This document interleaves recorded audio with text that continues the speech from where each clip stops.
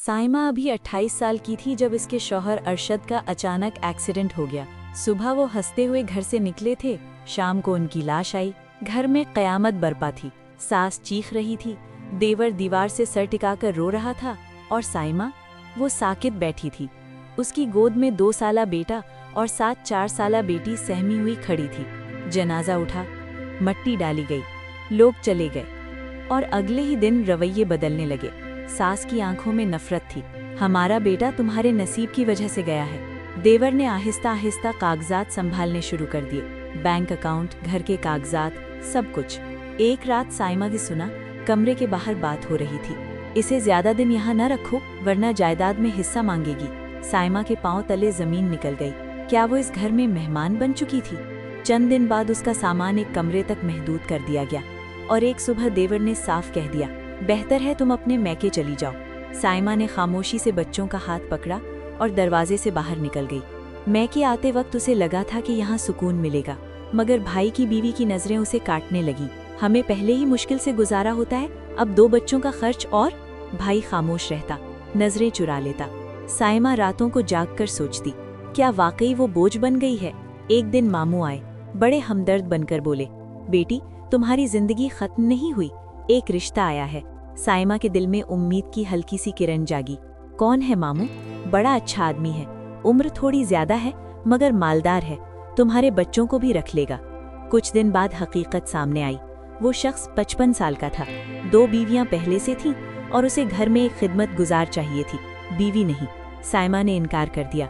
घर में तूफान आ गया। भाभी चीख कर बोली, तुम हमारी जिंदगी तबाह कर रही हो। मामू ने तंज किया, बेवा होकर इतना गुरूर। अगर आपको ऐसी दिल को छू लेने वाली कहानियां पसंद हैं तो वीडियो को लाइक करें, हमारे चैनल को सब्सक्राइब करें और बेल आइकन जरूर दबाएं ताकि हर नई कहानी सबसे पहले आप तक पहुंच सके।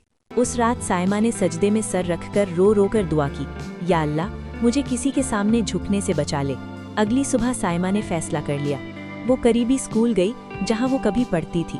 प्रिंसिपल साहिबा ने पहचान लिया। साइमा तुम यहाँ? उसने सारी कहानी सुना दी। आंसू बहते रहे। प्रिंसिपल ने कहा, हमें टीचर की जरूरत है, तनख्वाह ज्यादा नहीं मगर इज्जत पूरी होगी। साइमा ने फौरन हाँ कर दी। घर में फिर हंगामा हुआ। नौकरी करेगी? हमारे खानदान की औरतें काम नहीं करती। मगर उस दिन पहली बार साइमा ने मजबूत आवाज में कहा, खानदान वो होता है जो साथ दे, न कि धक्का दे। चंद महीनों में हालात बदलने लगे। वो सुबह स्कूल जाती, शाम को ट्यूशन पढ़ाती, बच्चों को खुद पढ़ाती। आहिस्ता आहिस्ता उसने एक छोटा सा किराए का घर ले लिया। वो दिन भी आया जब भाई दरवाजे पर खड़ा था। साइमा माफ कर दो। साइमा ने मुस्कुरा कर कहा, मुझे आपसे शिकवा नहीं, बस दुआ करें मेरे बच्चे कभी किसी को बोझ न लगे। असल लम्हा उस दिन आया जब उसके बेटे ने स्कूल में पहली पोजीशन ली। स्टेज पर उसने माइक पकड़कर कहा, ये इनाम मेरी माँ के नाम है जिन्होंने हमें किसी के सामने झुकने नहीं दिया। हॉल तालियों से गूंज उठा।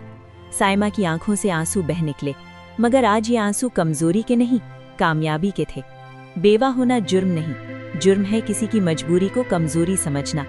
अल्लाह उन लोगों के लिए रास्ते खोल देता है जो हिम्मत नहीं हारते। तो दोस्तों, यही थी आज की कहानी। अगर आपको हमारी ये स्टोरी पसंद आई हो और आप चाहते हो कि हम ऐसी ही दिल को छू लेने वाली, हकीकत पर मबनी और सबक आमोज कहानियाँ आप तक लाते रहें, तो हमारे चैनल को सब्सक्राइब ज़रूर करें। साथ ही बेल आइकॉन को दबाएं ताकि हर नई वीडियो का नोटिफिकेशन आप तक सबसे पहले पहुंच सके। वीडियो को लाइक और ज़्यादा से ज़्यादा शेयर करें, क्योंकि आपका सपोर्ट ही हमारी असल ताकत है। अल्लाह आप सबको खुश रखे और याद रखें, अगर हमारे मुआशरे में कोई एक भी शख्स उदास है तो हमारी जिम्मेदारी बनती है कि हम उसके चेहरे पर मुस्कुराहट लाएं। मिलते हैं अगली कहानी में। अल्लाह हाफिज़।